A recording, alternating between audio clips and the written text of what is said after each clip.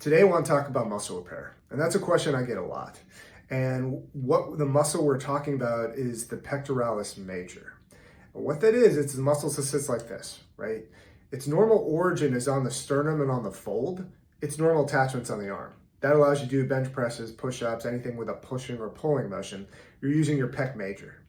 When someone puts an implant underneath the muscle, what they mean is they're putting it underneath the pec major, but on top of the pec minor, which sits on the chest wall. Okay, so that's anatomically what you're seeing over there. When most people put an implant in, they actually separate this muscle a little bit off of the fold and up off the sternum to allow it to release so they can put an implant underneath there. But what happens is that muscle's still working on your arm. It's no longer anchored here quite as well. It actually contracts and constricts up. We call it window shading in plastic surgery, but it basically rises a little bit on the chest. So when I make my incision down here on the fold, I'm usually directly on the implant. I just basically follow it underneath the muscle to get that implant and the capsule out that way. So I'm actually not damaging or interfering with the muscle at that point.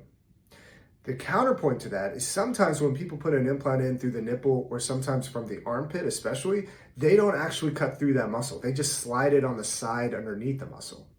Well, if that's the case, well, then I do need to separate this muscle a little bit to get down to the implant. So the repair for those patients is basically sewing it right back to where it was anatomically. If I have to go through it a little bit to get to that implant, I just can put it back exactly where I want. If that muscle has been previously separated and it's window shaded up here, well, it just depends on what it looks like. Sometimes that muscle's still in a pretty good anatomic position. I don't really have to do much to it. Sometimes it's way up in here and I just basically bring it down a little bit and kind of keep it adhered against the chest wall with just a couple dissolvable stitches.